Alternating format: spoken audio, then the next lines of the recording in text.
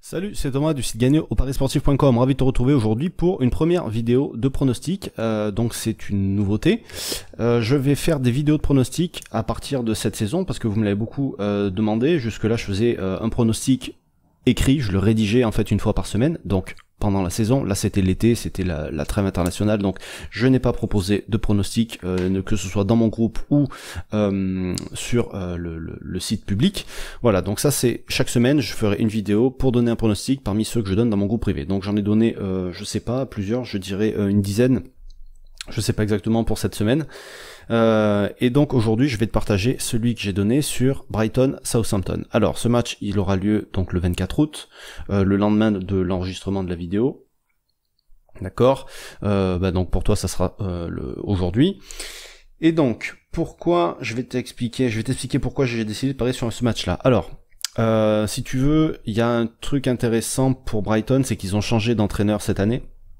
Ils sont allés chercher un mec qui avait une philosophie de jeu qui était beaucoup plus offensive que le précédent, et ça s'est déjà vu dans les résultats depuis le début de saison. Alors, c'est le début de saison, on n'a pas encore de vraies statistiques, on peut pas vraiment se concentrer sur ce qu'on a vu, mais j'ai beaucoup suivi la première ligue la saison dernière, et le style de jeu a déjà bien évolué. Et c'est très intéressant, et on l'a vu au niveau des résultats. Pour l'instant, Brighton s'est imposé à l'extérieur à Watford, chez qui il y avait quand même pas mal d'absents lors de la première journée. Ils ont gagné 3-0, et ils ont fait 1-1 la semaine dernière contre West Ham à domicile. Voilà, donc c'est pas forcément un mauvais résultat, sachant que West Ham est quand même une bonne équipe en première ligue. Et en face, on a Southampton qui, finalement, hormis avoir recruté cet attaquant-là, a pas beaucoup changé, et cette année même va faire confiance aux jeunes, d'accord. Donc c'est une équipe qui était déjà pas mal en galère l'année dernière, surtout à l'extérieur, d'accord. Ils ont gagné que 3 matchs sur les 11 derniers à l'extérieur. Ils prennent des buts, voilà, quasiment dans tous leurs matchs à l'extérieur. Je crois que dans les, alors j'ai la stat là sous les yeux, ils ont encaissé au moins un but dans 27 de leurs 30 derniers matchs. Donc c'est même pas, voilà, ils prennent des buts tout le temps. Et ça fait 7 matchs, si on regarde la saison dernière, qu'ils n'ont pas gagné tout court, donc faut accumuler.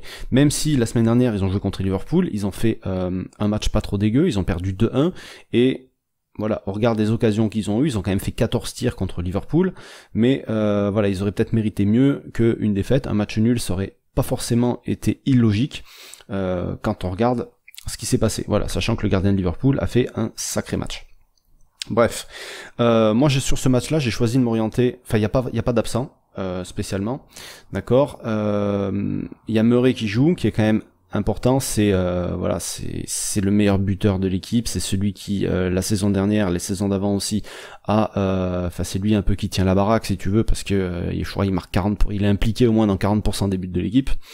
Et ce qu'il y a d'intéressant, c'est qu'ils ont décidé, vu qu'il est assez vieux, ils ont décidé d'acheter Neal Maupay, c'est un joueur français, tu le connais peut-être pas, qui est pas mal, et donc il vise en fait ce mec-là pour le remplacer.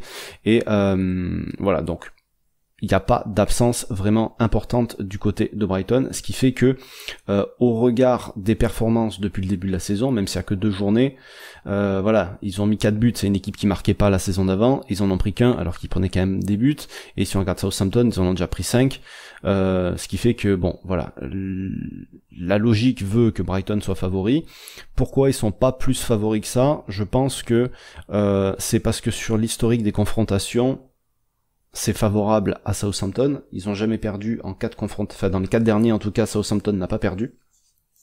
Mais voilà, dans le contexte d'aujourd'hui, dans le contexte de ce match-là, et dans l'actuel, moi je vois vraiment une value à rentrer en faveur de Brighton, mais je vais pas rentrer en victoire sèche, je vais sécuriser mon pronostic en mettant une victoire de Brighton remboursée 6 matchs nuls. Donc Brighton handicap 0, que j'ai parié chez Pinacle à la cote de 1,78. Pour la mise, comme moi je fais pas mal de volume sur mes propres paris, je mets que 0,25%, mais voilà, je te conseille de pas dépasser les 1% si toi tu veux suivre ce pari-là. Tous les autres pronos que j'ai donnés pour le week-end sont disponibles dans le groupe privé, je te mettrai le lien juste en dessous. Et puis sinon, nous on se retrouve 2 fois par semaine pour un conseil en paris sportif, le mardi, le jeudi. Donc voilà, dans tous les cas, je te donne rendez-vous la semaine prochaine. Sur ce, je te laisse, je te souhaite un bon week-end et plein de réussite dans tes paris. Salut.